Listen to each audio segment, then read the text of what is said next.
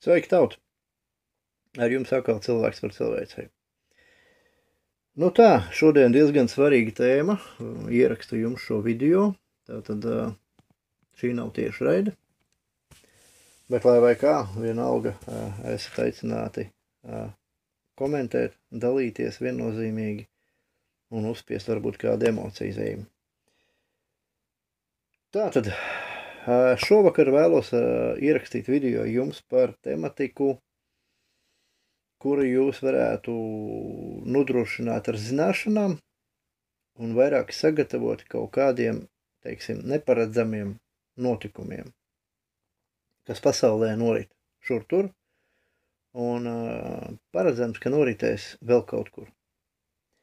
Tātad savā lapā, šis ir tikai un vienīgi mans viedoklis, kuru kā vienmēr bāzēju pēc paša dzīvē redzētā, dzirdētā, piedzīvotā, kā arī no citu baumām, teikām, sazvērstību teorijām, viedokļiem un vēl vis kaut kur. Tā kā šo te info aicinu uztvert gan nopietni, gan nē, bet ņemiet vērā, šis ir tikai un vienīgi mans viedoklis, kuram jūs drīkstat nepiekrist. Tātad šādu te video līdzīgu es taisīju pirms 2 gadiem, ja precīzāk 2022. gada 3. martā. Šis bija stundu garš video par to, ka mēs izrunājām, kādas varētu būt nepieciešamākās lietas, kādas varētu būt nepieciešamākās zināšanas, kuras jāapgūst, lai būtu daudz maz gatavs kaut kādiem notikumiem.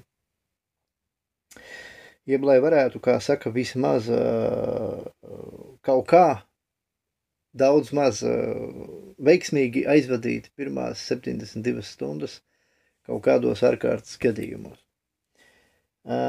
Šobrīd 2 gadi ir pagājuši, tātad par šo laiku esmu apkopojis vēl vairāk informācijas, gan no reāliem kara apstākļiem, kur cilvēki ir bijuši, pie tam dzīvojuši pusgadu un gadu šādos apstākļos, gan no cilvēkiem, kuri dodās speciālās ekspedīcijās, tādās izdzīvošanas ekspedīcijās, teiksim, gan no militāra, teiksim, kontingenta cilvēku viedokļiem. Tā kā informācijā esmu apkopojis, šoreiz noteikti nesanāks stundas garš video, bet vairāk.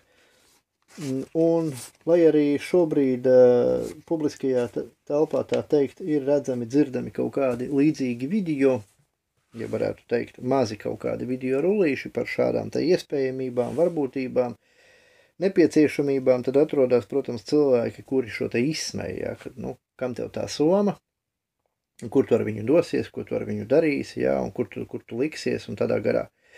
Bet jāsaprot, ka šie te video, un konkrēti arī šis video, ir vairāk domāts ne tikai kā fiziski somu sakārtot un zināt, ko tur ielikt iekšā un ko nē, bet svarīgākais ir šo te somiņu sakārtot, lai tu vienkārši esi sagatavots, daudz maz kaut kam, daudz vairāk kā tas, kurš par to vispār nedomā. Jo katrs mūsu kaut kādas apgūtās zināšanas, papildus iegūtā informācija viennozīmīgi mūs nostāda daudz labākā pozīcijā, kā to cilvēku, kurš izturās pēc kaut kādiem iespējamajiem apdraudējumiem, sarežģījumiem, vieglprātīgi, teiksim tā. Tā kā, ja jūs, teiksim, esat gatavi uzsūkt kaut kādu informāciju, kura var attiekties arī uz jums, tad laipni lūgt klausīties šo te video audio materiālu. Tā, es ceru, ka skaņa ir ļoti laba. It kā tā vajadzētu būt, kā parasti man ir mani mikrofoni. Padzersim pēju.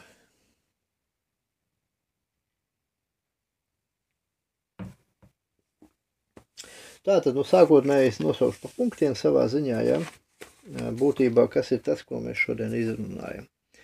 Tātad tas ir pirmais, ir apzināt teritoriju, resursus, cilvēkus tādā garā. Otrais, tas ir man tā,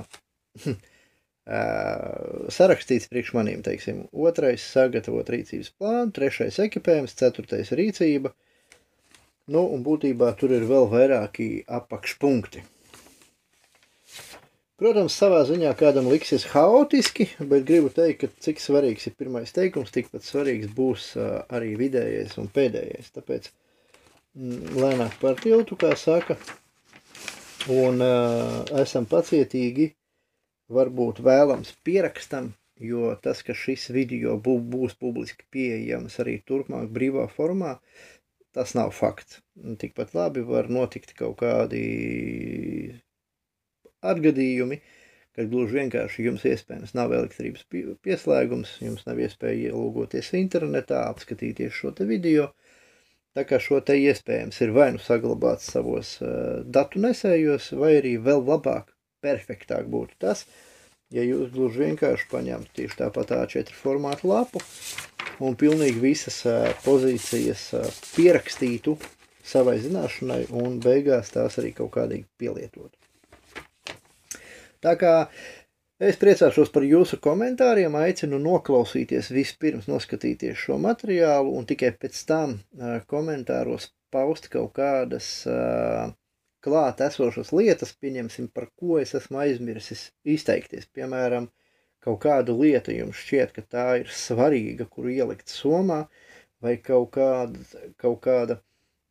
kāda rīcība ir svarīga, kuru veikt pirms kaut kā vai pēc kaut kā, tad šo noteikti pievienojiet komentāros, lai nākošais cilvēks, kurš lasa komentārus, paralēli klausoties šo video, audio, lai viņš var vēl pilnīgāku šo informāciju saņemt, jo viennozīmīgi es neesmu gudrākais cilvēks pasaulē, nav tā, ka es zinu visu un tam līdzīgi, viennozīmīgi, ka ja jūs nākat man talkā, un komentāros paužat to, ko es esmu aizmirsis pateikt, izstāstīt, tad jūs esat aicināti, protams, piekomentēt, un jebkurā gadījumā ar šo te video ieteicams ir dalīties gan sociālo tīklu platformās, gan privāti sūtīt tiem cilvēkiem, kuri jums patiešām rūp. Tad nu tā, pirmais, kas ir ļoti svarīgi, protams, jums ir jāapzina, tātad jūs esat pilsētā vai laukos. Pilsēta vai lauki, tātad māja vai dzīvoklis, jo skaidrs, kad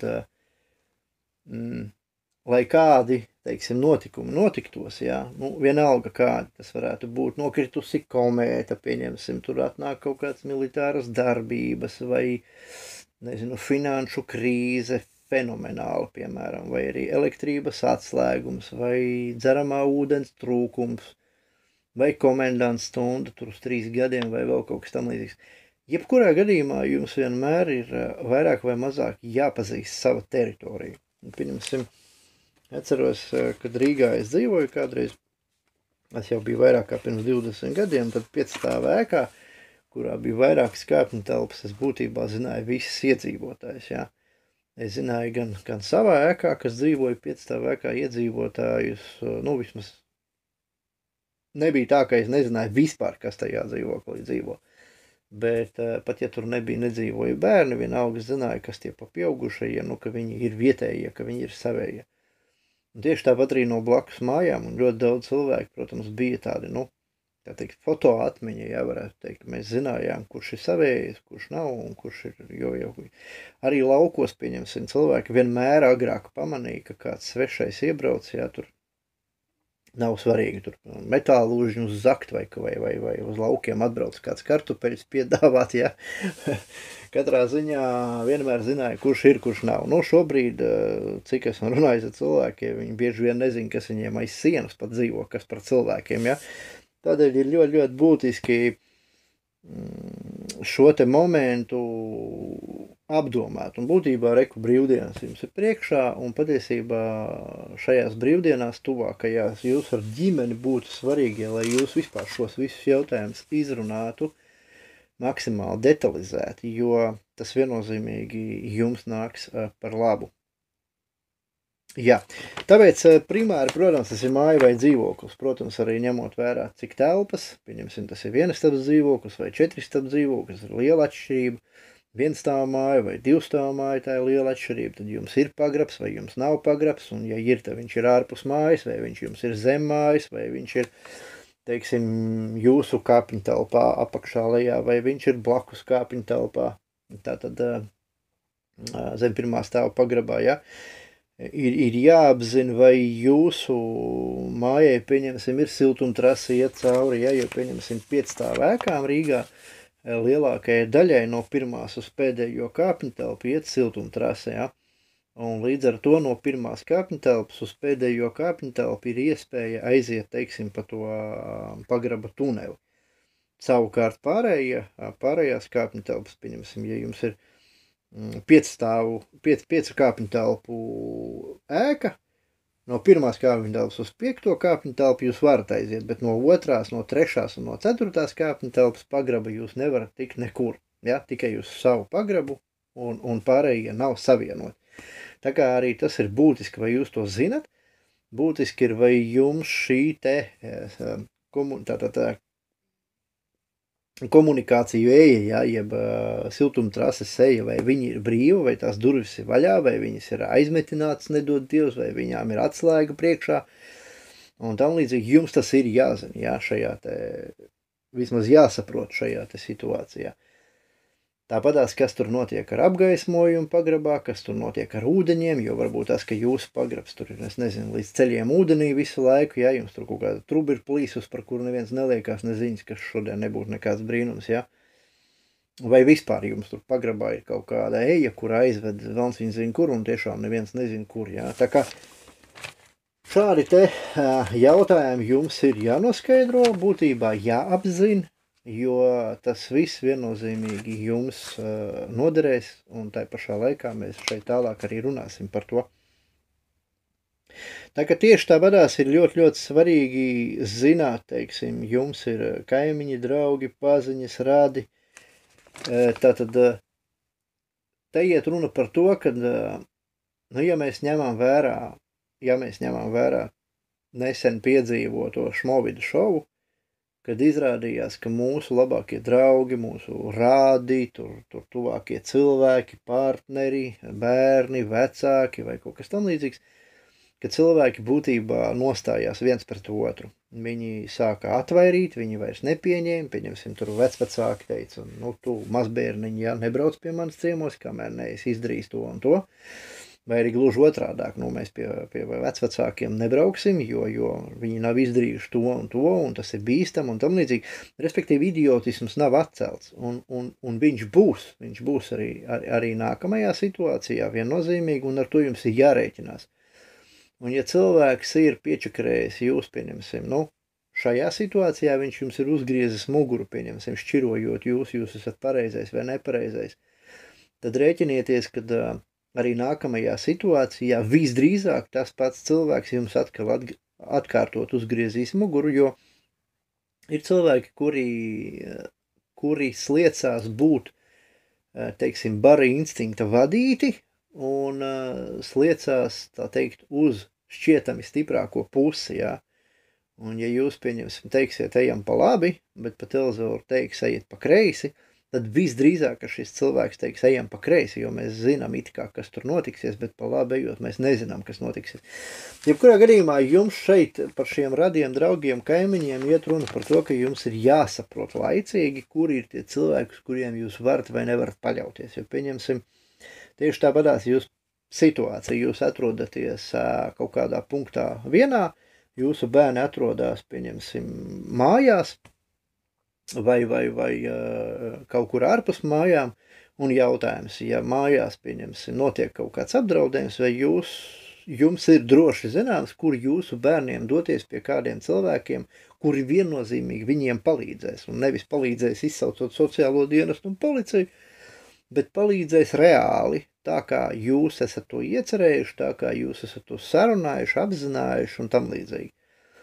Protams, šķietami, kad radinieki jau iestāsies viens par otru, radinieki rūpēsies viens par otru un aizstāvies viens otru, bet, kā jau tikko minēju, tātad mēs esam piedzīvojuši šo te savā ziņā tādu eksāmenu daļēji, ja, kad mēs esam redzējuši, kad patiesībā nodod un sāpina un nodara pāri visvairāk tieši tie cilvēki, uz kuriem mēs paļāvāmies, jo mēs domājam, hei, tur, nezinu, tas ir mana sieva, jā, tas ir mans vīrs vai bērni un tam līdzīgi, kad izrādās pilnīgi pretējā viedoklī un pat bojā, teiksim, nodara skādi milzīgi otram cilvēkam, jā, tā kā skaidrs, ka uz viņiem paļauties nevar. Tāpēc ir ļoti, ļoti svarīgi, lai jūs šobrīd šajās brīvdienās būtībā apziniet, kuri ir tie cilvēki, pie kuriem jūs jebkurā gadījumā varat sūtīt savus bērnus, respektīvi, kur viņi var meklēt palīdzību.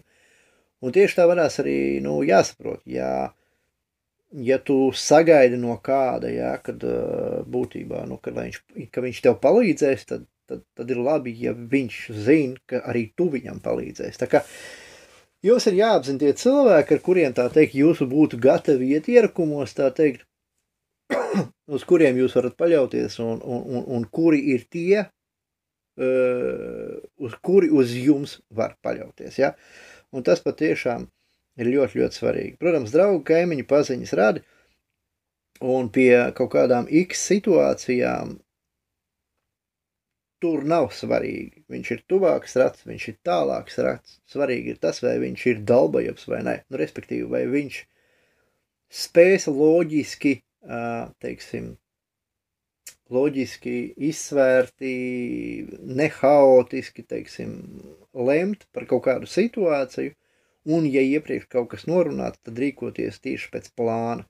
Jo būtībā svarīgi nevienmēr ir tas, ka jums ir kaut kāds plāns, ir kaut kāda stratēģija, un jūs pie tās turaties, jo tikai tādā gadījumā tā tiešām var izdoties. Ja cilvēki uzvedās haotiski, krīt panikā, tad viennozīmīgi nekas labs tur neizdosies, ja? Jo kaut kādos gadījumos, teiksim, var gadīties, ka šī panika ir iestājusies nevis vienam cilvēkam, bet 10 000 cilvēkiem, un jāsaprot, ka šo te mieru kaut kādu, iegūt būs, turpat tuvu tam, ka neiespējami. Un ņemot vērā, kad tādos notikumos notiek masu psihoze, līdzīgi kā, pieņemsim, no kaut kādiem kinoteātriem cilvēki bēg ārā un viņi viens otru nospiež vienkārši sabradā, it kā neko sliktu negribēdam, bet, kad cilvēki rīkojās haotiski, neorganizēti, panikas ietekmē masu psihozi, tad nereti cilvēki cieši pat vēl vairāk nekā ir šķietamais apdraudējums, jo, ja cilvēks rīkojās puslīdz pēc izstrādāts iepriekšējās stratēģijas, tad ar viņu būs viss kārtībā, būtībā. Skaidrs, ka pie šīs stratēģijas vienmēr ir jāpiedomā, jo situācijas mainās, apstākļi mainās tikpat labi, ir starpība, ir diena vai ir nakts, tātad ir lauki, ir pilsēta, ir vasara, ir ziema, rudens, pavasaris, ir tik ļoti daudz, teiksim, vai jautājumi, kas notiekās, lai zinātu, kura stratēģija, teiksim, vislabāk tiek pielietota. Bet svarīgi ir katrā ziņā viennozīmīgi apzināt šos cilvēkus, uz kuriem jūs skaidri zināt. Patiesībā tas var būt pilnīgi svešs cilvēks, bet ja jūs, pieņemsim, zinat skaidri, kad viņš ir tas, kurš nenodarīs pāri, tad jūs varat, protams, uz viņu arī paļauties. Tā kā tas viss ir jums jāapzina, un tas nav tikai jums, tas ir jāzina jūsu ģimenei. Šis viss video būtībā ir ģimenēm, Protams, ja jūs ģimenē esat viens, tad tas ir jums, ja jūs esat 2, tad tas ir jums, ja jūs esat 3, tad tas ir jums, ja jūs esat 4, tad tas ir jums un tādā garā. Tā kā tā, bet būtu galvenais svarīgi, ģimenēm sēžot, būtībā šo te video noskatīties, šo te kaut ko pierakstīt, un attiecīgi izveidot savu stratēģiju, izveidot savu plānu un būt drošiem tā. Mans bērns zina to un to, viņš rīkosies tā un tā, ja nu notiks tas un tas, un ja nē, tad viņš darīs tā un tā. Un tas ir ļoti, ļoti svarīgi. Tas dod mieru, tas ļauj neiekrist panikā, tas ļauj sakārtoties, teiksim, visam, un rīkoties adekvāti. Nākamais, protams, ja mēs esam apzinājuši, kur mēs atrodamies, ja mēs esam apzinājuši, kas ir mums tuvākajā apkārtnē, tad tas ir kaimiņi un tam līdzīgi, mūsu pagrabs, bēniņi, jumts un tam līdzīgi, tad mēs esam apzinājuši cilvēks, kas mums ir blakām un uz kuriem mēs varam vai nevaram paļauties.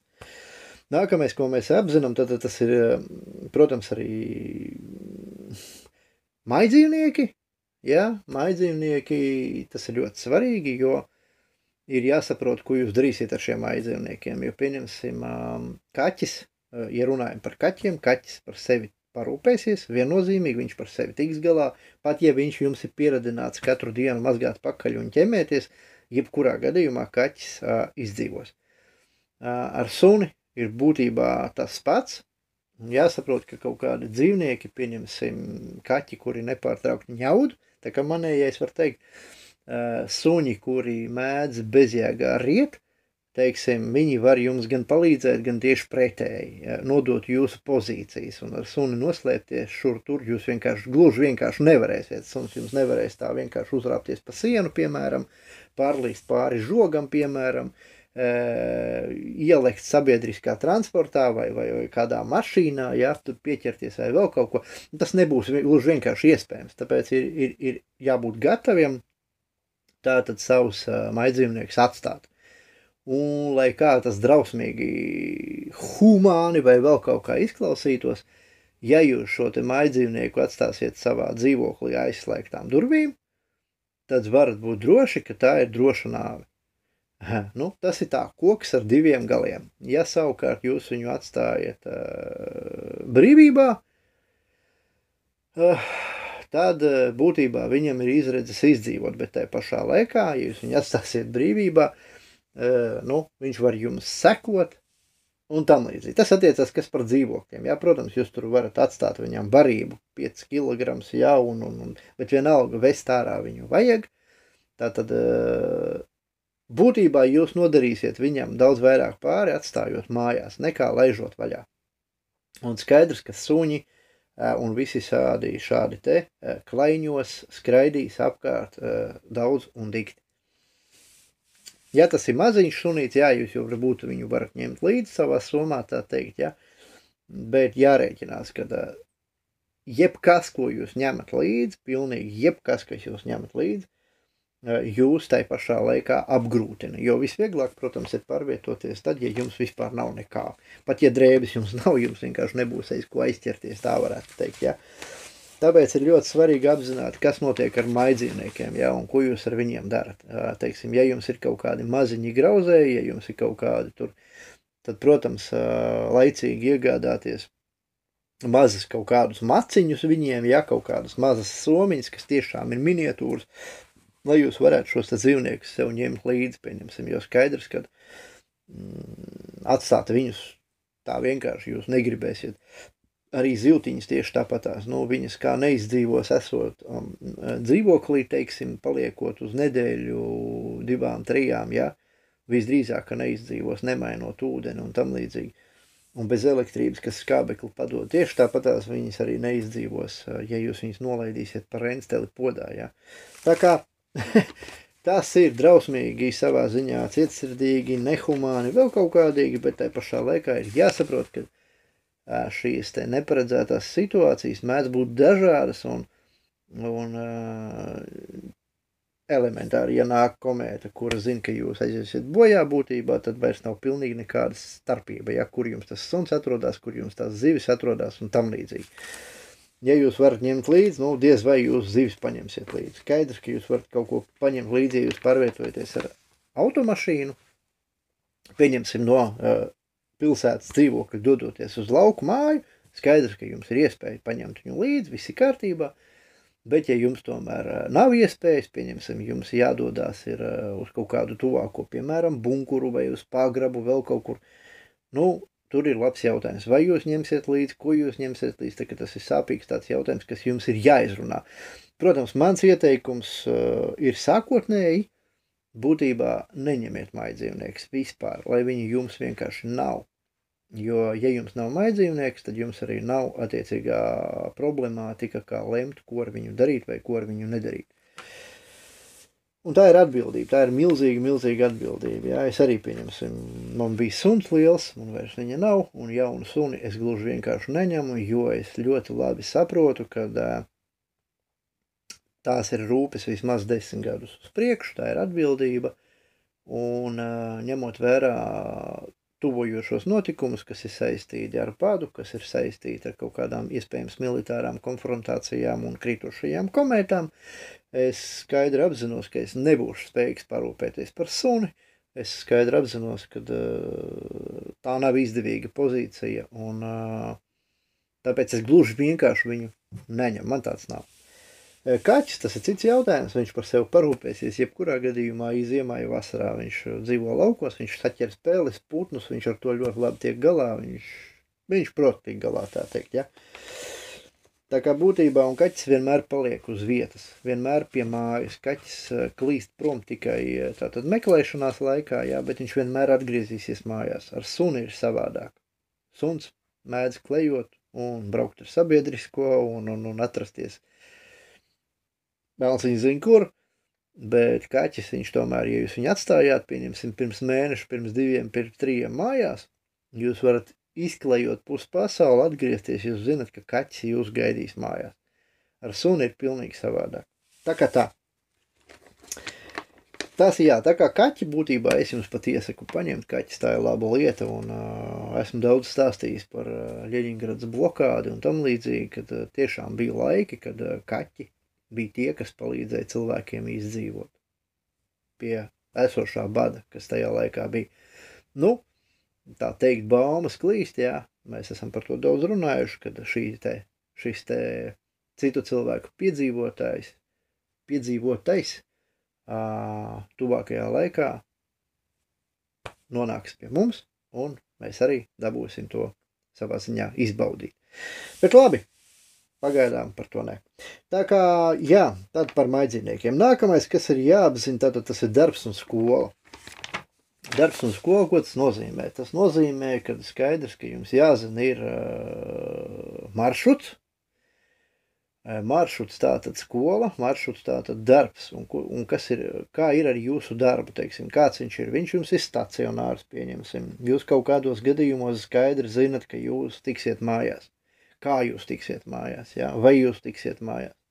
Vai viņš jums ir komandējumu darbs, teiksim, ka jūs esat Latvijas otrā galā, vai jūs esat citā valstī? Tad vai viņš jums ir, teiksim, maiņās, jūs esat pa dienu darbā, vai jūs esat pa nakti darbā, vai vēl zin kā, jā?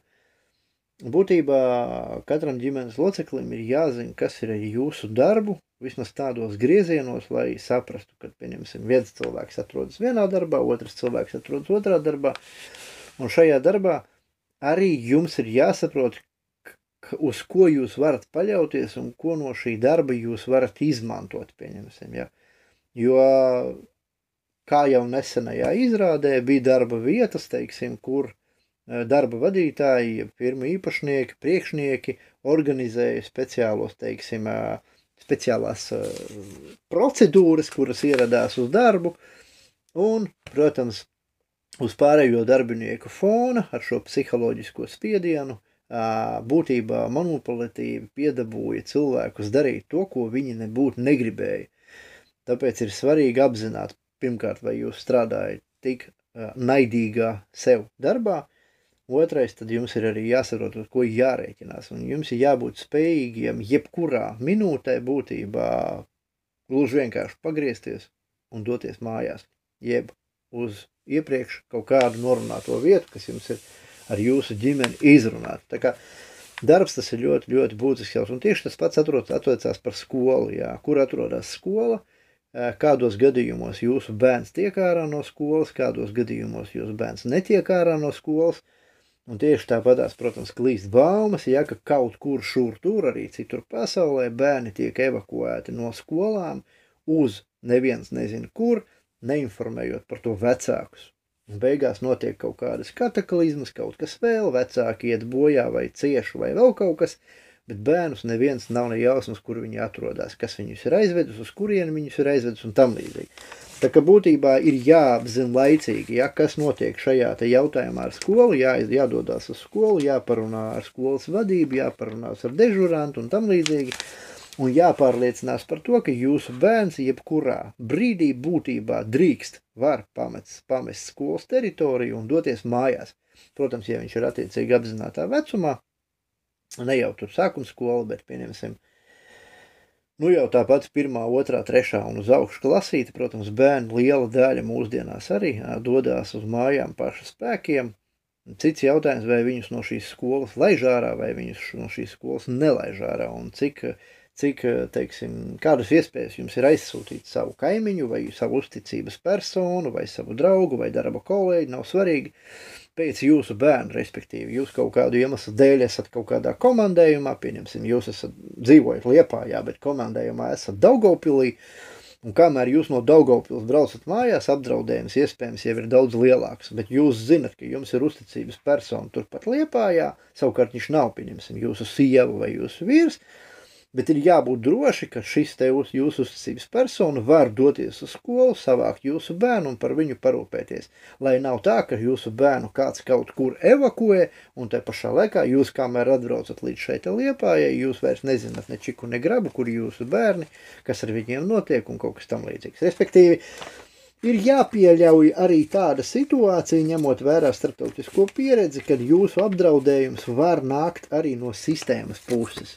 Vai arī kādam tas liksies ļoti, ļoti neticami un nesaprotami, bet reizēm, tāpatās kā Šmovida izrādes laikā, izglītības iestādes gluži vienkārši viņu rīcība bija pretēji ģimeņu interesēm, vecāki netika ielaisti skolās, netika ielaisti bērndārzos, tātad būtībā bērni izglītības iestādēs bija tādās kā koncentrācijas nometnēs, ja, un vecāki tur varēja raudāt, bļaut vai vienalga ko, bet iekšā viņas neviens nelaida, viņi nezināja, kas ar viņiem tur notiek. Tā kā skaidrs, ka bija jāizpilda mājas darbs, šīs izglītības iestādes bija jāapzina, viņas pēc būtības par viņām bija jāinformē pārējie sabiedrības locekļi, un no šīm izglītības iestādēm bija jāatsakās, jeb gluži vienkārši kaut kādā veidā jāizrāda savs stingrais nē, savu pretenziju. Un, ja ir iespējams, protams, šādu te iesniegumu jūs varat uzrakstīt jebkurai izglītības iestādēji, attiecīgi par savu bērnu, par to, ka viņš drīkst pamest izglītības iestādi nepieciešamības gadījumā un tam līdzīgi. Un nav svarīgi, stunda ir beigusies vai stunda nav beigusies, jo, ja notiek kaut kādas nedod Dievs katastrofas vai vēl kaut kas, skaidrs, ka bērns daudz drošāk jutīsies, atrodoties kaut vai mājā, kurā nav neviens, bet savās mājās, nekā skolā, teiksim, ar audzinātāju un visu laiku domās, kur ir mana mamma, kur ir mans tētis, kas notiek un tādā garā, un vecāki vispār būs vaiprātā, nespēs loģiski padomāt, nespēs adekvāti rīkoties, ja viņiem tas vien būs jādara, kā jādomā, kur ir bērns, jā. Tāpēc, ka skaidrs, ka tas ir pirmais jautājums, kur ir bērns, kas ar viņu notiek, kur ir vīrs, kur ir sieva un tam līdzīgi, ja. Un pēc tam ir visi pārējie. Tā kā tādas tās lietas, jā, tā kā apziniet darbs un skola, un, protams, ņemot vērā kaut kādus pirms tam brīdinošos signālus, tieši tāpatās kā, piemērs, pirms militāri kaut kādi konflikti notiekās, parasti jau ir signāli par to, ka kaut kāda valsts atsauc savus vēstniekus, kaut kādas valstis brīdina vēl kaut kādīgi, ja, un ir kaut kādi vēstneši, un ja jums ir reāli vēstneši, teiksim, tad labāk šo te 1-2 dienas gluži vienkārši neiet uz to darbu vai skolu, ja, bet zināt, ka tu attiecīgajā brīdī esi mājās kopā ar ģimeni, ja, pieņemsim tagad arī, piemērs, lai arī šis video, protams, būs redzams vēlāk, bet pieņemsim šogad 2024. gada 8. aprīlis, jā, par šo te datumu visa pasaule būtībā sazvērestība teorētiķi, protams, par to runā. Paralēli Amerikas Savienotajās valstīs, tā skaitā arī daļēji Kanādā, ir skolas, kuras gluži vienkārši pārtrauc savu darbību uz šo te dienu, un vēl kopumā uz 3 dienām ir darba vietas, kuras pārtrauc attiecīgi rūpējoties par saviem bērniem, iespējams, jā, par saviem iedzīvotājiem, iespējams, jā, cits jautājums, kāpēc, bet pats fakts, ja jūs zinat, ja jums ir nojauta, ja jums ir kaut kādi priekšsvēšanas par to, ka varētu būt kaut kāds apdraudējums, kuru jūs nezinat, jo vissliktāk jau ir tad, ja jūs nezinat, kas, tad, protams, ka ir vispareizāk, visadekvātāk rīkoties, kad radīt maksimāli prognozējumu situāciju, un maksimāli prognozējumu situāciju jūs varat radīt tikai to, kur ir atkarīga no jums. Un ja jūs varat savu bērnu nelaist uz skolu tajā dienā, tad gluži vienkārši nelaidiet viņu uz skolu. Ja jūs varat tajā dienā nedoties uz darbu, vienalga izliekaties slims vai kā savādāk, un būt kopā ar ģimeni šajā dienā, tad jums ieteicams ir būt kopā ar ģimeni. Tāpēc, ka ja jūs šo bērnu aizlaidīsies uz skolu, neraugoties uz savām kaut kādām aizdomām, vai dosieties uz darbu, neraugoties uz kaut kādām aizdomām, ir skaidrs, ka jūs, būtībā šādus te pārmetumus paši sev vai kādam citam, diez vai jūs spēsiet piedot it sevišķi tad, ja tomēr kaut kas notiks. Nenotiks, super, bet jūs būsiet drošībā pavadījuši dienu kopā ar savu ģimeni, prognozētā drošībā, jo jūs zinat, kas un kā. Bet, ja jūs šo dienu, piemēram, strādājat, un jums visu dienu galva tikai viena par to, kas notiks, vai notiks, kas notiks, vai viss kārtībā, vai ne, vai nedod Dievs, jūs vispār par to pat nedomājat, un kaut kas notiek, un tad jūs vispār esat apjuts. Tā kā, ja jums ir iespēja, teiksim, neutralizēt kaut kādīgi šo te iespējamo apdraudējumu, jeb samazināt, jeb sagatavoties tam, tad viennozīmīgi, ka tas arī ir jādara. Jo primāri tā ir ģimene, ja? Neviena nauda nav tā vērta, neviens darbs nav tā vērts, un neviens priekšnieks, kur vēl nav tā vērts, lai jūs, teiksim, dotos uz darbu tajā dienā, kad jūs to negribat, jo jums ir aizdomas, ka teorētiski varētu kaut kas notikt, ja? Un tam līdzīgi. Tā kā darbs un skola, jā. Nākamais, kas jums ir jāapzina savā, teiksim, apvidū, tātad tie ir veikali, degvielas uzpildu stacijas, noliktavas kaut kādas bāzes, ja? Kāpēc? Tāpēc, ka skaidrs, ka ja kaut kas, pieņemsim, notiek, un kā parasti tā ir, vai kaut kādas, iedomāsimies, kas pasaulē notiek. Kaut kur notiek pēkšņas kara darbības. Tad cilvēki grib uzpildīt degvielu. Degvielas uzpildu stacija strādā vai nestrādā, ja? Skaidrs, ka pieņemsim, ja ir atslēgums elektrībā, tā tad jārēķinās. Degvielu jūs nenopirksiet, tāpēc, ka tur ir attiecīgie sūkņi, kas darbojas ar elektrību, apgaismojuma nav, kases aparāti nestrādā, norēķini nestrādā. Ček grāmatiņa skaidrs, ka jums neviens neizrakstīs degvielas uzpildu stacijā. Ar to ir jārēķinās. Tātad veikals arī tieši tāpat skaidrs, ja elektrības nav. Tātad automātiskās durvis, kas jau ir gandrīz visiem veikaliem, viņas gluži vienkārši nestrādā, apgaismojums nestrādā, leduskapis nestrādā, norēķinu sistēma nestrādā, saldētavas nestrādā, loģistika nestrādā. Tā kā būtībā jāsaprot, ja elektroenerģija pazūd, jūs paliekat ļoti, ļoti ierobežoti ar kaut kādām savām iespējām, bet tai pašā laikā, ja kā citu valstu pieredzēs, ja notiek masu šādi, teiksim, marodierismus un tam līdzīgas lietas, tad jebkurā gadījumā cilvēki jau primāri vinnē tie, kuri zina, kur kas atrodas. Un tāpēc jūs, piemēram, jau zinat tā, ir iestājies kaut kāds haoss, jums ir jāparūpējas par kaut kādiem krājumiem, jums kaut kas pietrūkst, es nezinu, tur baterijas kaut kam, jā, vai jums pietrūkst lodes, pieņemsim, tad jums jāzina, kur ir ieroču veikals, ja jums, protams, ir tādas lietas, jā. Jums jāzina, kur maizi pieņemsim, ja jums baigi, jūs bez viņas vispār dzīvot nevarat. Dažādi šādi te jautājumi, piemēram, jums ir jāsaprot, kur ko var nopirkt. Un tur, kur kaut ko var nopirkt, skaidrs, ka tur ir kaut kādi krājumi. Ja tur ir kaut kādi krājumi, tad teorētiski jūs varat pie šiem krājumiem tikt. Jums nepieciešamības gadījumā, ja ir kaut kāda ārkārtas situācija, tas nozīmē kara situācija, komēta nāk, haoss, kopējais vai kā tam līdzīgi. Katrā ziņā jūs nekad nezināt, vai var rasties šāda te situācija, kur jums ir ļoti svarīgi zināt, kur atrodas kādas noliktavas, kur atrodas kādi veikali, ko tur tirgo, ko tur netirgo, un arī izkārtojums būtībā, lai nav tā, ka jūs ejat pa otru galu, bet jums vajag pa otru galu, kaut kā tam līdzīgi. Katrā ziņā, jā, degvielas uzpildu stacijas, protams, tā ir degviela, tā ir enerģētika, tas ir transports, tas ir tieši tāpatās kaut kādas daļēji pirmās nepieciešamības preces, kas arī tirgojās paralēli. Tā kā ir vajadzība šo te apzināt, kur tas ir, cik tālu tas ir, kas tas ir, jo jāsaprot, ka, piemēram, citās valstīs, kur notiek kaut kādi haotiski šādi notikumi, tad ir kilometriem garas, teiksim, rindas pēc degvielas, un skaidrs, ka vinētājs ir tas, kurš tur ir ticis ātrāk, varbūt tās jums ir ātrāk paņemt kaut kādu kaniņu un doties ar kājām uz šo degvielas uzpildes staciju, nevis doties uz stāvvietu vispirms, pēc tam ar to mašīnu braukt 3 km līkumu, lai piebrauktu pie degvielas uzpildes stacijas. Ja, iespējams, jums vienkārši ir ātrāk pāriet pāri kaut kādai ielai vai zem tuneļa vai vēl kaut kādīgi un gluži vienkārši uzpildīt kaut vai plasmas pudelē savu degvielu, lai jums viņi vienkārši ir. Tā kā tas viss ir jāapzina, kur un ko jūs varat dabūt vai nevarat. Tātad, nākamais punkts, kas ir jāsaprot, ir jāapzina tuvākajā apkārtnē un vispār tas ir ūdens ieguves vietas un veidi. Ūdens ieguves vietas un veidi.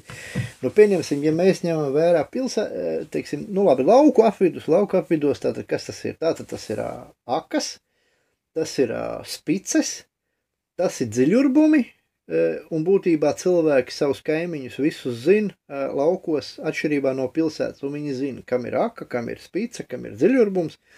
Tālāk ir avotiņš, būtībā tas ir dabiski, tātad no zemes dzīlēm nākošs ūdens, ir jāzina, kur tādi ir, nu vismaz viens, jā, protams, tas ir labi. Tātad, un vēl ir labi, ja jūs zinat, nu, pilnīgi sliktākajā gadījumā ir kaut kāds, jā, nu, upe kaut kāda, jā, vai ezers vai vēl kaut kas skaidrs, kur ir saldūdens būtībā, jā. Bet ar šiem tātad aka, spice, dziļurbums, tas jau būs ļoti labi, ja jūs, un avotiņš, ja jūs šos te punktus zināsiet, 4, jūsu apkārtne. Ja ņemam pilsētvidi, tad tieši tas pats, jo pieņemsim, ja ir atslēgta elektroenerģija, pieņemsim visai Rīgai. Nu, tā iedomāsimies. Tātad ūdens padeves sistēma arī nedarbojas. Ja? Arī nedarbojas. Dzeramā ūdens padeves sistēma. Tātad, kur jums ir ūdens? Jums ūdens ir, ka daudz kur dzirdēts, ja? Tātad tas ir toaletes podam bačokā, ja? Kurš tiek noskalots, viņš ir piepildīts. Tā kā jūs viņu varat nevis noskalot, lai savu sūdu aiztecinātu projām, ja? Bet jūs viņu varat gluži vienkārši to ūdeni lietot dzeršanai, nu, vārot, protams, pirms tam ieteicams. Bet viņš nav nesliktāks par to, kurš nāk no krāna. Teiksim, protams, laicīgi, ja jūs saprotat, ka var būt kaut kādas problēmas, gudri cilvēki, ko viņi dara, viņi saprot, ka ir kaut kādas tiešām, viņi piepilda vannu ar ūdeni, jo piepildīta vanna ar ūdeni, tas ūdens tomēr ir lietojams diezgan ilgu laiku, pietiekošā daudzumā. Nu, būtībā tas būs dzeršanai, ja? Būs dzeršanai un kaut kāda, teiksim, podā attiecīgo lietu noskalošanai, bet neko daudz jūs nenoskalosiet, kanalizācija tieši tāpatās arī apstājās, tāpatās kā ūdens apgāde apstājās pie elektroenerģijas nebūšanas. Tā kā jums arī tuvākajā apkārtnē ir jāsaprot, kur ir pieņemsim hidranti, ugunsdzēsības hidranti, jo es nezinu, vai viņiem ir alternatīvā, teiksim, ūdens padeve, bet varētu gadīties, ka viņiem ir alternatīvā ūdens padeve. Tas ir viens. Otrs, ko jūs varat apzināt, pieņemsim kādreiz tās pašas 5stāv ēkās, viņām bija tādi ārpus ēkām tādas mazas kastītes, metāla un iekšās kastītes bija vecie kaut kādi tie krāni specializētie, kad mājai tika atslēgt ūdens sakarā remontdarbiem, tad vienmēr par šo tehnisko krānu varēja dabūt ūdeni. Tas ir nākamais. Varbūt, ka viņš darbojās. Tas ir cits jautājums, ja? Mēs nezinām, kas notiekās. Tieši tāpatās ir jāapzina kaut kādi privātmājas vietējās un kaut kādām vietējām privātmājām joprojām vēl ir dzītās spices, veidotie dziļurbumi vai tās pašas akas. Ja? Es zinu, ka piemēram Rīgā arī Kleistu rajonā ir akas, Babīte, protams, tur ir cilvēkiem akas, Šampēteris, protams, ka tur ir kaut kādas spices, dziļurbumu un vēl viss kaut kas, piemēram, nu, daudz dažādi rajoni, tas pats, protams, Ķengaraks, protams, un tam līdzīgi, kur ir alternatīvie ūdens gūšanas veidi. Paralēli, protams, vislabākais, nu, ja jums ir iespēja apzināt, kur ir avota ūdens, ja, respektīvi, tas ir vai nu tas ir tekošs pa zemes iežiem, tātad, ja, nu, nezinu, no kalna, no akmens vai vēl kaut kur, bet ir, pieņemsim, arī ūdens, teiksim, trubu spicas iedzītas iekšā uz šiem avotiem, un tas avots visu laiku dzen augšā šo te ūdeni. Iespējams, ja es nemaldos, iespējams es arī maldos, bet cik man zināms cilvēki, nu vismaz manu apzināto mūžu, un joprojām ņem ūdeni uz Jūrmalas gatvē, nedaudz laikam aiz 4. autobusu galapunkta, tur bija šis te spice saucamā pumpis, bet viņš ir no avota, viņš it kā nav no pilsētas ūdensvada, cik zināms, ja? Varbūt es kļūdos. Bet es zinu, ka joprojām ļoti daudz cilvēki ikdienā turp dodās pakaļ ūdenim, ved ar bačukiem uz mājām, jo Rīgā tas ūdens, kurš nāk no krāna, bez nekādiem filtriem, jums, ja neesat uzstādījuši, ja, tad tas ūdens, nu, nav ieteicams viņu, protams, dzert, ja. Ja jums tur ir, kā tur bija atgrieztās osmozes, tie filtri, ja, tad jūs vēl varat to ūdeni dzert, bet ja jums tāda nav, tad ieteicams gluži vienkārši vest ar pudelēm tātad ūdeni sev uz māju no šādiem te avotiņiem, ja. Tā kā tas ir ļoti, ļoti svarīgi, ja jūs apzinat šīs te vietas, kur jūs varat, jo redzat tam avotiņam, nu nevajag, viņam nav vajadzīga elektroenerģija, un no viņa tāpatās jūs dabūsiet ūdeni. Protams, ir arī kapos attiecīgie pumpi, šitie te vienroči, ja, bet no kapiem ūdeni, nu, nav ieteicams dzert.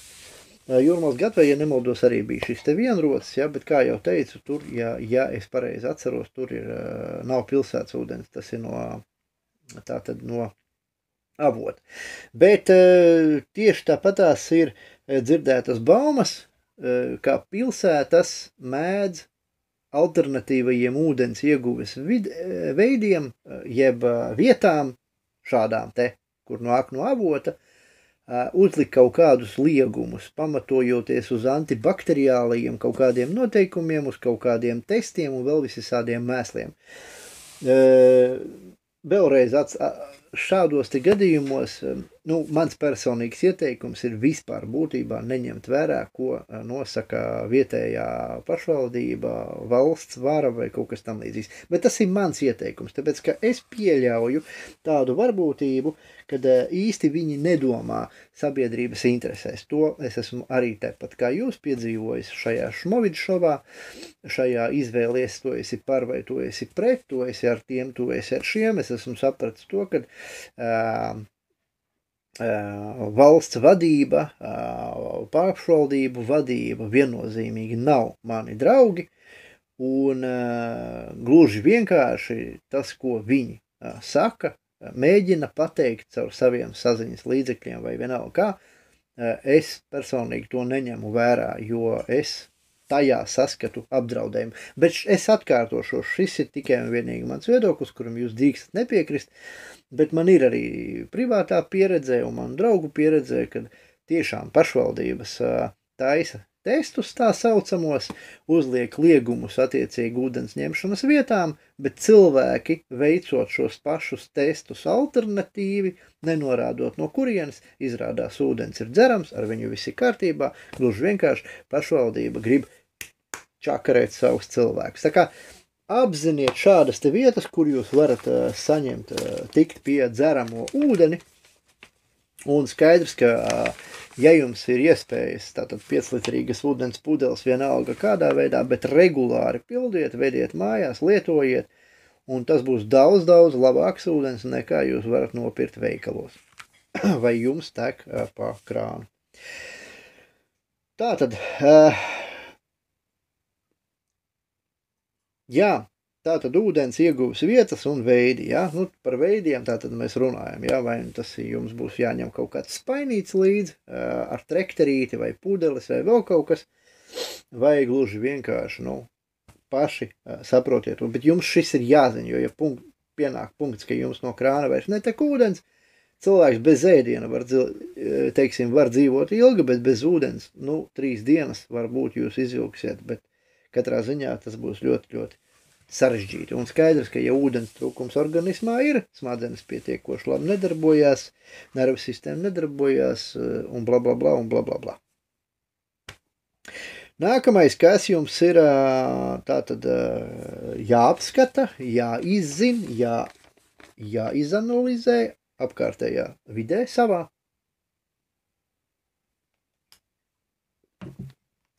Tātad tas ir pajumte un transports. Pajumte tas ir domāts cita pajumte, respektīvi, ja jums ir dzīvoklis Rīgā, tad jums ir jāsaprot, kur jūs varat nokļūt. Un atkal šeit ir tas pats pagrabs. Ja jums ir zināmi tuvumā esošie kaut kādi bunkuri, pazemes tuneļi, tad jums jāapzina, kā arī tas ir, kur patvērties, ja nu kas, jo pieņemsim, ja jums sola 70 metru sekundē vēju vai 120 metru sekundē vēju, mēs tā pafantazēsim, tas skaidrs, ka kaut kādā tunelī jums būs daudz drošāk, pieņemsim, ja, zem zemes, vai bunkurā kaut kādā vecā pamestā pagrabā milzīgā, ja, vai kaut kur, jums būs daudzreiz drošāk nekā jūs atradīsieties, piemēram, 5. stāvā vai kaut kādā savā koka nomaļā mājiņā vai jebkurā būtībā dzīvoklī, kur var rasties apdraudējums. Domāju, ka šķaudīšu, bet nešķaudu. Tā kā, tāda taisnība runā. Tā kā būtībā jāsaprot par šiem te nojumēm un tam līdzīgi. Tieši tāpatās arī transportu, kur jūs varat vai nevarat atstāt. Tas ir zem kokiem, tas ir zem kaut kādām nojumēm, tas ir garažās vai vēl kaut kur. Nu, gluži vienkārši jums jāsaprot, kur jūs varat patverties no tās pašas, pieņemsim, krusas, kas mēdz būt, nu jau bezbumbas lielumā, teiksim, tenis bumbiņas, bezbulu bumbiņas lielumā, kur jūs varat paši paglāpties, kur jums, lai nav tā, ka, es zinu mājas un uzreiz skrien uz mājām, bet kamēr tu skrien uz mājām, izrādās tev jau ir 5 iespējamās slēpšanās vietas pa ceļam. Tā kā tādas lietas ir jāapzina. Un runājām par transportu, tātad transports, tas ir jums ir jāsaprot, ja jums nav privātais autotransports, ja jums pat ir privātais autotransports, jāzina, protams, ir ceļi, par kuriem jūs varat kaut kur tikt vai nevarat kaut kur tikt. Un jāsaprot, pieņemsim kaut kādā ČP gadījumā, kara gadījumā, komētas gadījumā, noteikumi būtībā neeksistē savā ziņā. Jā? Tā kā, ja starp mājām var izbraukt, tad starp viņām var izbraukt, nevis vai drīkst vai nedrīkst. Tur vairs nestrādā šis te jautājums drīkst vai nedrīkst. Jā? Tieši tāpatās tā ir milzīga kļūda, ka cilvēki iesprūstot kaut kādās ēkās, viņi skrien uz izēju, jā? Viņi kaut gan, nu, iedomāsimies, ir veikals, pieņemsim, un visā garumā ir vitrīna, stikla, ja? Un viņi skrien visi uz izēju. Tā pašā laikā izēja, pieņemsim, kaut kādā veidā ir slēgta. Nu, pieņemsim, tur netīšām kāds ir uzlicis slēdzeni, lai cilvēki netiek ārā un nomirst. Tad cilvēki būtībā mirst, ja viņi neiedomājas elementāri izsist vitrīnu, pieņemsim, lai gluži vienkārši tiktu ārā tādā veidā, glābjot savu dzīvību un citu cilvēku dzīvību.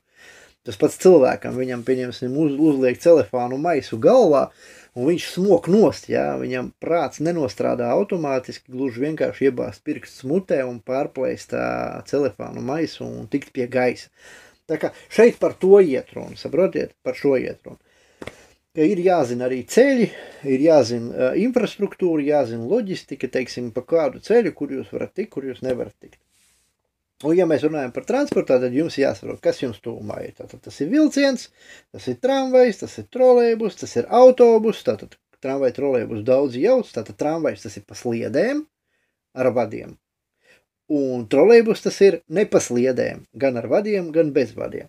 Tā kā tas ir tāds, ja? Un vilciens tas ir tas lielais, vai tas ir Vīvī, vai vēl kaut kas, ja jums jāizvēlās Vīvī vai vecās vilciens, protams, izvēlēties veco vilcienu, jo tam nav iemesls apstāties katrā ziņā, un komforts nebūtu nav sliktāks. Tā kā, bet ir jāapzina transporta iespējas, ja? Ir jāapzina transporta iespējas. Protams, daudzi saka, un bija šis kipišs pacelts pat par lidostu, ka kāds tur jau ir sarunājis, baigi noplūdusi informācija, ka kāds ir sarunājis ar lidostu, ja kas beigs prom, jāsaprot, ka noplūdusi informācija notiek vienmēr speciāli, ja?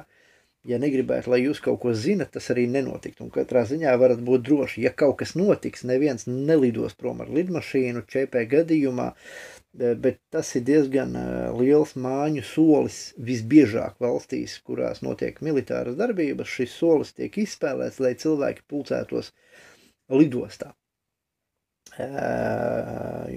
lai viņi atbrīvotu ceļus pa kuriem var tikt ārā no valsts, kamēr vēl var tikt ārā no valsts. Jo, ja valstī notiek, pieņemsim, iedomāsimies militārs uzbrukums, tieši tāpatās kā netālu esošajā Ukrainā sākās militārs uzbrukums, pēc tā paša scenārija, kā kādreiz tika izspēlēts pret Latviju vērstais militārais uzbrukums, viņš notiek pa gaisa telpu. Un tad tas nozīmē, ka neviena lidmašīna nepacelsies, gluži vienkārši, jā, viņa nepacelsies, jo gaisa telpa tūlītēji tiek tātad kontrolēta no iebrūkošo puses vai arī no aizstāvības puses. Tā kā jebkurā gadījumā lidosta, tas ir pats pēdējais, būtībā es neredzu iemeslu, kāpēc vispār par viņu domāt. Ja vien jums nav privāta lidosta, stipri attālu ar privātu lidmašīnu, un jūs zinat, kur doties un vai vispār doties, ja? Bet tātad transports ir jāapzina, jo elektrības zudumu gadījumā mums nedarbosies ne tramvajs, ne trolejbus un ne vilciens. Pat vecais vilciens bez elektrības neies. Tas, ka Vivī neies, tas ir skaidrs, bet tas, ka vecais vilciens neies, tas arī ir skaidrs. Vēl kas ir, tātad visi tie ir infrastruktūra, tātad tie ir luksafori, tātad tas ir ielu apgaismojums, tātad tas ir kaut kādas norobežojušās barjeras dzelzceļa pārbrauktuvēm un tam līdzīgi, tas viss nestrādās, ja? Ar to ir jārēķinās un jāskatās, kur kas atrodas, kur kas neatrodas un kas ar to visu notiek. Ko jūs varat izmantot no tā visa savā labā un ko atkal ne. Jo, pieņemsim, ja jums ir no punkta A līdz punktam B jānokļūst ar sabiedrisko transportu, jums ir jāzina jau konkrēti kā, pieņemsim, jūs atrodaties, tas pats piemērs, jūs atrodaties kaut kādā imantā Zolitūdē, un jums ir jānokļūst Berģos ārā no pilsētas, pieņemsim, jā, uz Ādažu pusi, bet jums ir jānokļūst. Tad jums ir jāsaprot, ar kādu transportu sabiedrisko jūs to varat izdarīt vislabāk.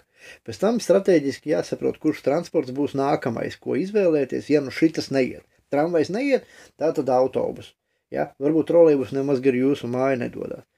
Taksometrs ar taksometru jāsaprot tas, ka pie zināma apdraudējuma, respektīvi acīm redzama apdraudējuma, taksometra vadītājs viennozīmīgi rūpēsies par savu ģimeni un diez vai mēģinās uz jums kaut ko nopelnīt tajā laikā, kā viņam apdraudējumā ir ģimene paša mājās. Ja? Tāpēc taksometrs būtībā ir tas, uz ko jūs varat paļauties tad, ja jūs zinat apdraudējumu, bet lielākā daļa to vēl nezin.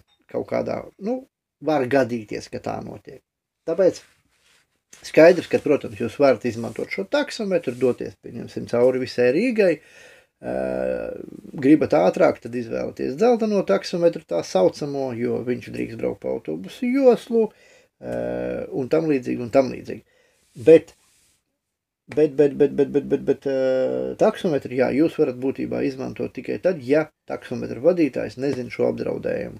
Ja tas ir globāls, ja tas ir kaut kāds notikums vienā konkrētā punktā, kā pieņemsim kaut kādā Krokosā, tur, ja, kur cilvēkus veda uz slimnīcu palīdzēja taksometra vadītāji, tas pats arī notikās Maksimas traģēdija, ka notika mums Latvijā, ja nemaldos, tad arī taksometra vadītāji palīdzēja kaut kādi bez maksas nogādājot cilvēku slimnīcā. Tā kā tas ir cits gadījums, bet ja pieņemsim nāk komēta un neviens cits vēl nav apskatījies uz augšu, bet jūs to jau redzat, tad varbūt ir vērts paņemt šo taksometru, aizbraukt uz savu attiecīgo punktu, bet neaizmirstiet taksometru vadītājiem pateikt, tev klausies vecīt brauc pie ģimenes un tam līdzīgi. Ja? Tas tā. Katrā ziņā transports noteikti jums ir jāapzina, kas ir un kas nav ar viņu. Un neaizmirstiet vēl par ļoti labu transportu, tātad tas ir jūsu pašu iespējams esošais kvadrocikls, motocikls un velosipēds. Es nerunāju par kaut kādiem skrējriteņiem, bet skaidrs, ka, piemēram, tas pats velosipēds, tas ir vislabākais, kas vien var būt, tas ir bez maksas, tas ir min un brauc un klusu, un var izbraukt pa šaurām vietām, un var nobraukt ļoti tālu, un, ja kas, var pacelt un pārnest pāri, un tam līdzīgi. Tā kā velosipēds ir vislabākais. Tā. Nākamais, jā. Jāapsaka, kas man darās ar bateriju. Baterija man, pagaidiet. Jā. Nākamais, kas jums ir jāapzina, tā ir elektrība. Kādā ziņā elektrība? Tādā ziņā, kad, pieņemsim, jums mājās nav elektrība. pēkšņi jums mājās nav elektrība. Tad jums jāsaprot, pēc ko jūs skatāties. Varbūt jums ir māja un pretī jums ir vēl viena daudz dzīvokļu māja un jūs redzat, ka tur ir elektrība. Ļoti labi, ja jūs tajā mājā dzīvo kāds pazīstams cilvēks, jūs varat aiziet pie viņu un varbūt uzlādēt savu mobilo sakaru telefonu, lai varētu droši turpināt komunikāciju. Gan jau, ka svešs cilvēks arī jūs ielaidīs iekšā šādā jautājumā, ja jums būs acīm redzama problēmas visai jūsu ēkai, kurai nav elektroenerģija. Tieši tāpēc ar dzeramo ūdeni ir šāds pats jautājums. Jā, jūs vienkārši varat doties uz kaimiņu māju un pateikt, jau klausies, mums ūdeni atslēdz, mums vienkārši nav, varētu no jums ūdeni paņemt. Skaidrs, ka par to ir savā ziņā jāatmaksā katram cilvēkam, jo tagad jau ir skaitītāji, bet cilvēcība nekur nav zudusi, esmu par to pārliecināts, tāpēc, ja jums ir nepieciešamība pēc ūdens, pēc elektroenerģijas, jūs varat droši doties pie saviem kaimiņiem. Nākamais par elektroenerģiju, piemēram, ja jums tā ir pazudusi mājās un viņa pazudusi, nedod Dievs, jūsu ciematā, pagastā, pilsētā, rajonā, tad ir ļoti labi, ja jūs esat jau laicīgi apzinājuši vai aptuveni noskaidrojuši, kur jūs varat dabūt alternatīvo elektroenerģiju. Cits jautājums, vai jums viņa ir nepieciešama? Jautājums tas ir kādā gadījumā, jā. Jo pēc būtības ir tā, ka mājās jābūt visu laiku, jums ir powerbankām kaut kādām, kuras ir uzlādētas vienmēr, un mobilais telefons tieši tāpatās. Ja jums, teiksim, baterija ir zemāk par 20%, 30%, tad ieteicams uzreiz arī uzlādēt, jo tad jums ir kaut kāds laika limits, teiksim, lai lietot savus sakaru līdzekļus. Sakaru līdzekļi kaut kādā ČP gadījumā, tas nav domāts, ka jums pie katra sūda jāapstājās un jāsāk taisīt selfiju un jāsūt savām draudzenēm, draugiem vai vēl kaut kādīgi, bet tas nozīmē, ka jums ir komunikācija ar saviem ģimenes locekļiem. Primāri, jums ir komunikācija. Otrs, tātad jums ir informatīvais materiāls, iespējams, ja joprojām pieejams, ir internets, joprojām pieejami sociālie tīkli, protams, jums ir iespēja uzzināt kaut kādu informāciju. Tā pašā laikā, ja ir elektroenerģijas atslēgums, pieņemsim veselai pilsētai, kur nu vēl valstī, skaidrs, ka internets jums vienkārši nebūs, jo arī attiecīgie sakaru torņi un tam līdzīgi viss strādā ar elektroenerģiju. Lai gan, ņemot vērā jaunos skaitītājus uzstādītos, viedos tā saucamos, viņus uzstāda ar vienu labu mērķi, un tas jau ir baumas sazvērstību teorijas, ar tādu mērķi, lai veidojot blackoutu tā saucamo, jeb globālo elektrības atslēgumu, to varētu veikt visiem tiem, kam to vajag. Tāpēc, ka tad, kad jums ir viedais skaitītājs, šīm viedajiem skaitītājiem ir tā saucamā sava IP adrese.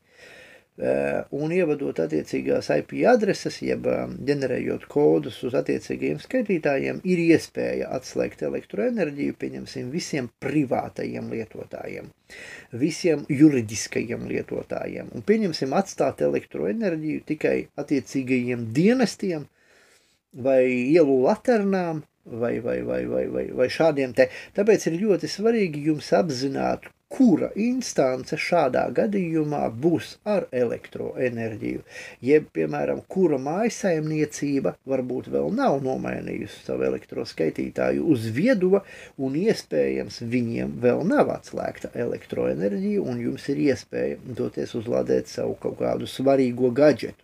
Nevis tur kaut kādu Nintendo spēlīti paspēlēt vēl kaut ko, bet nē, tīri komunikācijai, saziņai ar radiem, ar draugiem, un būtībā un tikai. Tā kā elektroenerģijas jautājums ir ļoti, ļoti svarīgs, jo jāsaprot, ka elektroenerģijas atslēguma gadījumā jums arī nedarbosies lifts, un vēl ir ļoti svarīga būtība, kas jums jāapzina, tas vēl bija pie paša pirmā punkta, ka jums jāapzina, kur jūs dzīvojat, un runa iet šoreiz par dzīvokļiem. Un mūsu valstī sarežģījumi ir tieši tādi paši, kā daudzās citās valstīs sarežģījumi priekš iedzīvotājiem, lai arī tas tika pasniegts iedzīvotājiem kā ļoti labs risinājums un drošs risinājums, tas ir metāliskais durvis. Metāliskās durvis, kuras iet uz attiecīgi elektroslēdzeni. Elektroslēdzeni, tātad tā ir tā slēdzeni, kur jūs ejat uz mājām, pieliekat čipu klāt un durvis jums atslēdzās. Jautājums ļoti labs, kas jums ir jānoskaidro.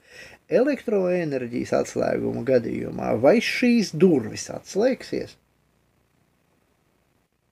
Ja gadījumā nē, tad šeit ir tas pats stāsts, nevajag lekt no 5. stāva, gluži vienkārši dodieties uz 1. stāvu pie saviem kaimiņiem un evakuēties no 1. stāva, skaidrs, ka ir drošāk vieglāk nekā no 2., 3., 4., 5., kur no vēl augstākiem stāviem. Vienkārši ieslēdzam loģisko domāšanu un tam līdzīgi, jo ir pamatotas aizdomas, ka šīs te durvis, neesot elektroenerģijai, varētu būt, ka paliek slēgtas līdz tehnisko darbinieku ierašanās brīdim. Gluži kā lifts, ja cilvēki iesprūst liftā, tā saucam iesprūst, jo ir elektroenerģijas kaut kāds pārāvums, izsavienojums un tam līdzīgi, vai korķi liftam izslēdzās, tad gluži vienkārši cilvēki no lifta netiek ārā. Un šeit ar šīm te elektroniskajām durvīm varētu būt tieši tas pats jautājums. Skaidrs, ka tas ir vaiprāts, ka cilvēki ļauj šīs te durvis uzstādīt. Bet nu neko darīt. Skaidrs, ka tās, kas jūs podziņām, jeb ar šleperi no iekšpuses, tur cilvēki tiks ārā. Bet tās durvis, kur ir jāpiespiež podziņa, lai notiktos elektroniskais magnēts vai kas tur skaitās, lai atslēdzās, tas ir cits jautājums. Es nezinu, kā tās durvis reaģēs, kā viņas uzvedīsies, bet tas viennozīmīgi jums ir jānoskaidro, lai nav tā, ka jūs esat lamatās. Jo ir jau vēl trakāk. Ir tā, ka citi, zinu, 9 stāvēkās, viņiem ir savi garie koridori saucamie, tātad kāpiņu telpā izkāp ārā no lifta, aizēja pie durvīm, bet tur ir vēl viens koridors, kur no koridora ir vēl 1, 2, 3 dzīvokļi, un tad ir šīs te mazā koridora durvis, kas arī cilvēki mēdz veidot uz elektroenerģiju darbināmo slēdzeni. Un atkal tas ir apdraudējums, vai tas jums ļaus nepieciešamības gadījumā izkļūt no mājokļa. Vai nav tā, kā sabūvē restes, dzels durvis, notiek kaut kāds ugunsgrēks un gluži vienkārši ne jūs tiekat ārā un nekāds pie jums tiek iekšā, lai jūs glābt, jo tas ir kaut kāds vaiprāts. Es Rīgā dzīvoju 1. stāvā, mums bija restes uz balkonu, bet mums bija durvis, tā skaitā restēs bija iespēja atvērt vaļā šīs lielās durvis un izkļūt ārā vai iekļūt iekšā. Savukārt es te tagad nesen runāju vienu no čomiem, arī 1. stāvā dzīvo, viņam ir restes, bet bez jebkāda veida atverēm, tā teikt, nekādas, ne durvis, ne vārti, nekas, ir vienkārši restes iestrādātas, tātad pie sienām, pie griestiem, pie grīdas un nepieciešamības gadījumā tās restes ir gluži vienkārši barjera, kurai nevar tikt cauri tikai ar fleksi, ja? Tātad tas ir milzīgs apdraudējums cilvēkiem, kuriem šādas te restes ir uzstādītas. Nu, žēl, ka ir cilvēku grupa, kuri to nesaprot, kuri dzīvo šādās lamatās, jo tiešām mēs nekad nevaram zināt, kā, kur, kas notiks. Mēs nevaram zināt, vai būs iespēja izkļūt pa durvīm, mēs nezinām, vai būs iespēja izkļūt pa tieši tās istabas logu, vai tieši otras istabas logu, vai pa balkonu, vai pa vēl kaut kādīgi. Mēs to nekad nezinām. Varbūt tās jādodās ir lejā pēc iespējas ātrāk, bet varbūt tās jādodās ir augšā uz jumtu, un tad jums ir iespēja no jumta pāriet pāri uz citu ēku pa jumtu, jo ir savienotais tunelis. Un tādā veidā sevi paglābt, bet varbūt arī ne, un tieši tāpēc jums jānoskaidro, vai lūkas ir vaļā, vai tās ir pieejamas, vai kādas tur ir slēdzenes, vai tas nav aizmetinātas, nedod Dievs, ka jūs tiešām tiekat uz bērniņiem, tiekat uz jumta nepieciešamības gadījumā, lai iespējams evakuētos, ja, jo arī jumta lūkas, cik atceros, pieņemsim 5 stāvēkās, gluži tāpatās kā siltumtrases, tātad pieejams no 1. kāpņu telpas uz pēdējo, tieši tāpatās arī jumtu lūkas bija 1. kāpņu telpā un pēdējā kāpņu telpā bija iespēja, tātad daudziet uz 5. stāvu un tur bija tālāk trepītas uz lūku. Tā kā tas viss ir jāapzina, tas viss ir jāzina, lai būtu informatīvi, jūs būtu, teiksim, nodrošināts ar informāciju tuvumā esošo, un tā varbūt jums dzīvē nekad nenoderēs. Bet ja jūs nonāksiet situācijā, ka jums tas ir nepieciešams, jūs vismaz zināsiet, tā, es zinu, tur var nokļūt tā un tā, lai tur nokļūtu ir vajadzīgs tas un tas, un tur mēs neiesim, jo es zinu, ka mēs tur nevaram nokļūt, tas nav iespējams tādā, jo es zinu, es esmu pārbaudījis, esmu apskatījis, izzinājis un tam līdzīgi. Vai arī jūs zināt, tā, es zinu, kur dabūt dzeramo ūdeni, ejam. Viss. Jūs jau esat bara vadonis, savu bara vadonis, jā. Tā kā tas ir ļoti, ļoti svarīgs jautājums arī par elektroenerģiju, par ko jau es jums runāju, ja? Kur jūs to varat gūt, kā jūs to varat gūt, tieši tāpēc kādam varbūt tās mājās blakus ēkā ir saules panelis vai vēl kaut kas, bet es vēlreiz saku, neaizmirstiet, ka elektroenerģija, ja viņa ir atslēgta ēkai, tad nav svarīgs televizors, nav svarīgs mobilais telefons, kā nu vienīgi tikai komunikācijai. Un par to, lai jums nav uz nulītēm akumulators, jums jārūpējās jau tāpatās ir katru dienu. Ja. Diemžēl nav tā kā agrāk, vai ne? Agrāk mobiliem telefoniem bija noņemamās baterijas, mēs varējām vienu uzlādēt, otru uzlādēt, nesāt līdzi, lienu kas, un tāpat vecā. Tai pašai 5. Nokijai, 3. Nokijai, tur varēja nedēļu tusēt ar to bateriju, ja. Un varēja vēl vienu paņemt, kaut vai 5 vai 10 ņemt un tikai maini nost. Jā. Nu, tagad mēs nevaram noņemt akumulators, mums nekas cits neatliek, kā slēgt klāt un uzlādēt. Protams, teorētiski var, teiksim, meklēt alternatīvos uzlādes veidus, bet par to mēs parunāsim nedaudz pat vēlāk. Tā kā tā. Labi, tātad, kas vēl ir jāapzina tuvumā? Tie ir ceļi, tilti, tuneļi, meži un pļavas.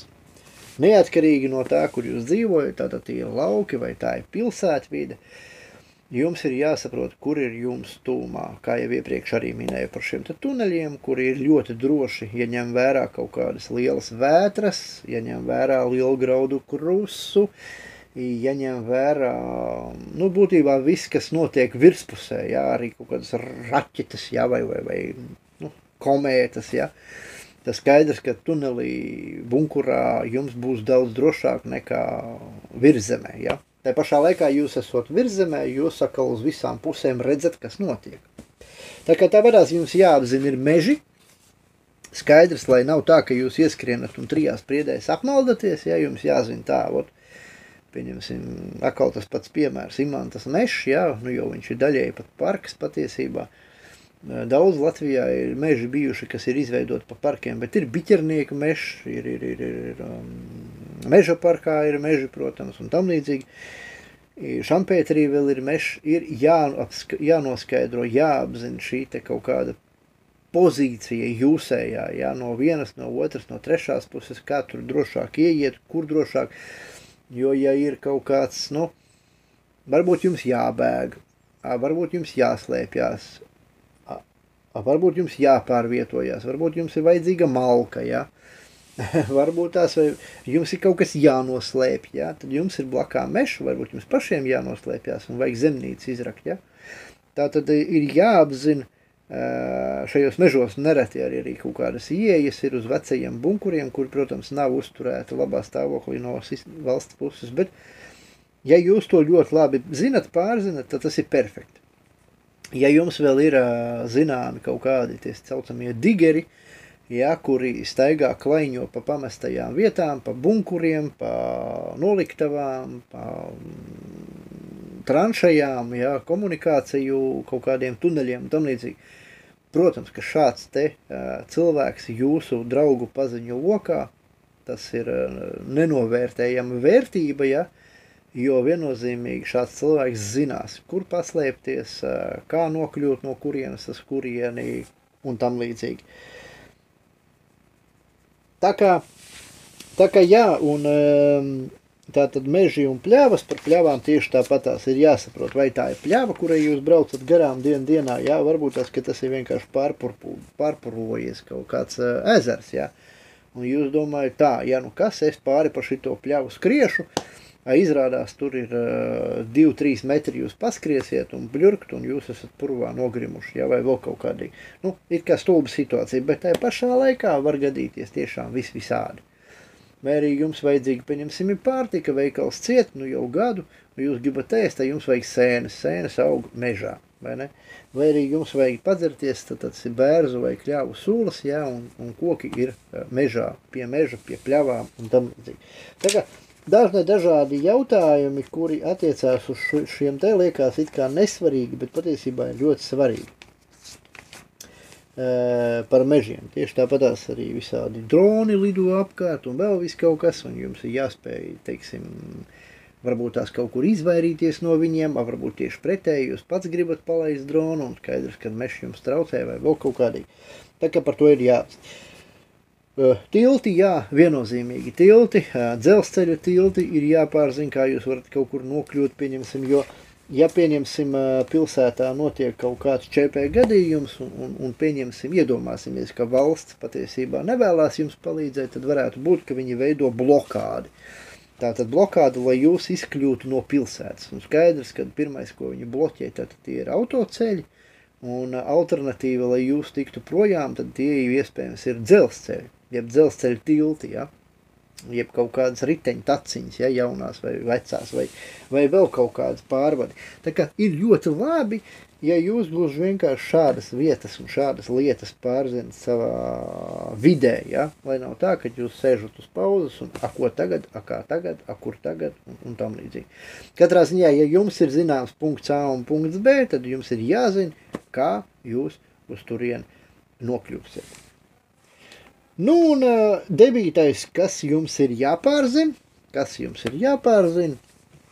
un šeit iet sazvērestību teoriju, šeit iet baumas un vēl viss kaut kas, bet var gadīties, ka būs ļoti, ļoti svarīgi zināt, kur atrodas dažādi torņi. Un tātad tie ir tā saucamie sakaru torņi, ja, kuri attiecās gan uz mobilo sakaru operatoriem, kuri attiecās uz militārajiem objektiem, kuri attiecās vēl visādām interesantām lietām, ir jāzina, kur atrodas torņi. Kāpēc? Tāpēc, ka pieņemsim Amerikas Savienotajās valstīs, starp sazvērestību teorētiķiem, starp adekvātiem cilvēkiem un vēl dažādiem klejo baumas, ka ja sāksies attiecīgi psihozes ietekme uz iedzīvotājiem, ar kaut kādu dīvainu torņu starpniecību, tad cilvēki gluži vienkārši šos torņus demontēšot, kaut kādā veidā neutralizēšot un tam līdzīgi. Tā kā ir svarīgi apzināt, kur šādi te torņi ir. Pieņemsim, reāli no pieredzes zinu, man pazīstams čoms, viņš dzīvo Rīgā, un tā ir sanācis, ka viņa dzīvoklim vienā ēkā blakus ir uzstādīts ļoti daudz jaunu, moderņu torņu, un viņam gandrīz vai otra blakus māja ir uzstādīts tikpat daudz jaunie, modernie torņi, un tik līdz, ja vēl pirmos, kad uzstādīta viņam veselība, nu tā bišķiņ, nu it kā normāli, bet bišķiņ, garstāvoklis dīvains, un vēl visādi dīvaini atgadījumi ar prāta aptumsumiem, tad, kad uzstādīja uz otras netālu esošās ēkas atkal nedaudz daudz šos dīvaņos torņus, cilvēks būtībā slimo bez apstājas, ja? Slimo bez apstājas, tur ir gan psihiski, gan fiziski, gan morāli, gan asinsspiedieni, gan nu, tur problēma pēc problēmām, un šādas te kaitas cilvēki, kā saka, pauž savu viedokli par šādiem te gadījumiem visā pasaulē. Tas nav vienkārši viens gadījums. Tas diemžēl tā notiek. Un atceros arī šo te šmovida izrādi, tepat man netālu esošajā. Atceros Salacgrīvā, kad nebija neviens gadījums, ja, tad bija viena diena bija atklāšana, respektīvi kaut kādam dīvainam tornim, un tūlīt jau pēc 2 dienām izrādās jau puspilsēta bez maz vai slīma, un vēl visi sādīgi jau pazīmes, un vēl. Katrā ziņā jāsaprot, ka baumas, sazvērestību teorijas un pasakas mēdz reizēm kaut ko pateikt. Es nesaku, ka tas tā ir, es nesaku, ka tas tā nav, es saku, ka tas ir tikai vienīgi mans viedoklis, kuram drīkst nepiekrist, bet ir ļoti labi, ja jūs apzinat savā tuvumā, savā vidē esošos attiecīgos būvējumus, konstrukcijas, kuras nav jūsu draugi, jo ja tie būtu jūsu draugi, tad citur pasaulē viņus dažādos veidos nemēģinātu noslēpt, maskēt zem cita veida būvēm, cita veida konstrukcijām, kā koki, kā skursteņi, ēkai, kurai nav skursteņs, kā vēl viss kaut kas, ja, lai tikai no cilvēka acīm noslēptu, ka tādi mēsli eksistē. Tā kā es aicinu arī šādus te lietas gluži vienkārši apzināt, kur tādas lietas atrodas, gluži vienkārši, lai jūs nepieciešamības gadījumā varētu no tiem izvairīties, respektīvi, ja jūs zinat, ka jums jānokļūst līdz punktam A, bet pa punktu B ejot, jūs iespējams neesat šo te torņu darbības radiusos, tad varbūt ejiet pa punktu B. Es par to runāju, ja? Tātad, kā vienmēr, ja, tikai saprātīgas rīcības, bet šādas zināšanas būs ļoti, ļoti vērtīgas, manuprāt. Tā kā būtībā šis ir pirmais punkts, ko mēs esam izrunājuši, tas ir tas, kas jums būtu jāapzina. Jāapzina. Tā. Otrais punkts. Tūlīt turpināsim.